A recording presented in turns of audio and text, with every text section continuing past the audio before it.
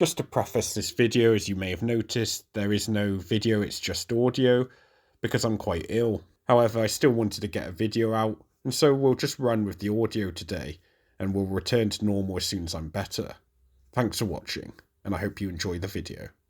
Hi everyone, today I'm reviewing Overloaded by Ginny Smith. How every aspect of your life is influenced by your brain chemicals. So, popular science books have a familiar formula, looking at commonly held beliefs, straightening out the facts, including a couple of anecdotes and themes, and tying all of that together. The conclusions often result in telling you what the myths and facts were and weren't, and what it means for the everyday person. With this formula, then, many of the books can fall into this basic pattern and structure. Take about 6 themes, events or findings, and voila, the book is created. It can be tempting then to review many of these around the 5 out of 10 or 6 out of 10 ratings, because they often won't break out of this formula or do anything outstanding. Overloaded by Ginny Smith matches this description for a large part. It aims to look at how hormones and neurotransmitters influence us in our daily lives. How does dopamine, adrenaline, and cortisol influence motivation, sleep, fear, and other emotions?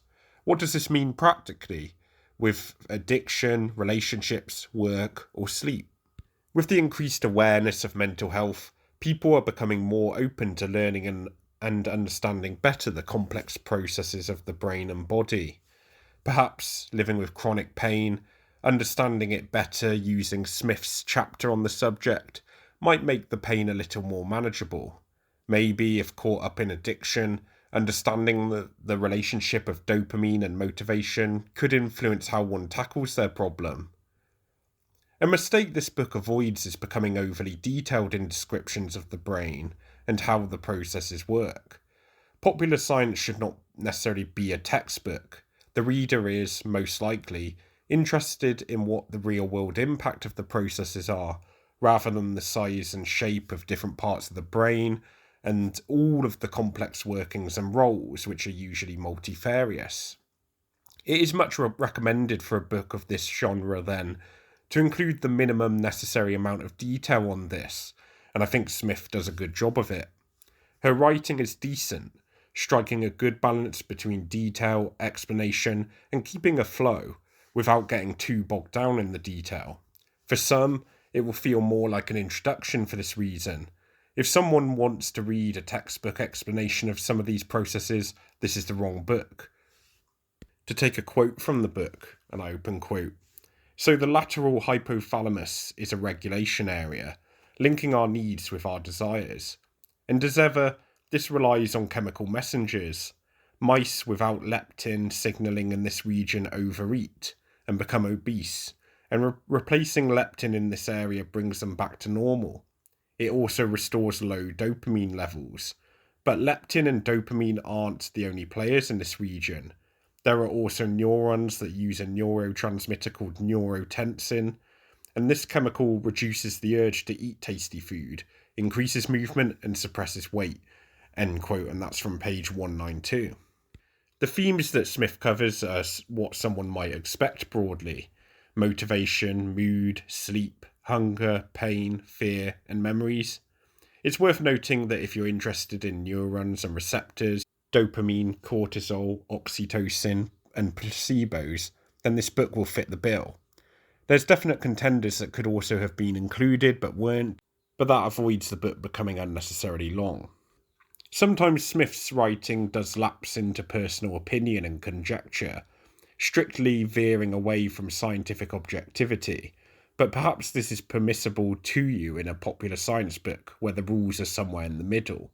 For example, she decries the lack of recognition for certain female scientists, comparing them to Newton and Einstein. This may turn you off a bit, although personally I found the story interesting. So is the factual information actually useful and enlightening? And I think this is perhaps the most important criteria. Some might find it a bit surface level, but it seemed that for sure the knowledge was here, just that Smith was avoiding getting too bogged down. The structure is more likely a striving then to keep things well balanced, even when discussing something complex such as the workings of dopamine, where previously or historically it was posited that dopamine created motivation, and then discovered that actually dopamine works more in a sense of anticipation of reward. Smith does a good job of explaining these intricacies without it getting tedious. I'm not sure there was a huge number of takeouts from the book, though, since often the conclusion felt like saying, well, it's complicated.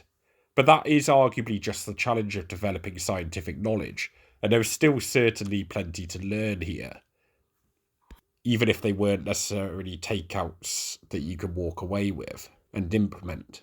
So in terms of final score, the science, effective writing style and balance of anecdotes, examples, and not lapsing into too much detail makes this a good introduction to these neurotransmitters and their influences on us. This book serves as a good introduction, and in many ways is a case of you get what you expect, but it does it all well. It follows the popular science book formula, and maybe doesn't do enough to reach the higher scores, but it doesn't really do anything wrong, and it maintains a good balance throughout, therefore making it a good choice for the genre. So I'm giving this one a 7 out of 10, certainly a good read if you're interested in the subject, and probably is slightly better than the average. I have plenty more reviews coming up, so thanks for watching, and don't forget to like and subscribe.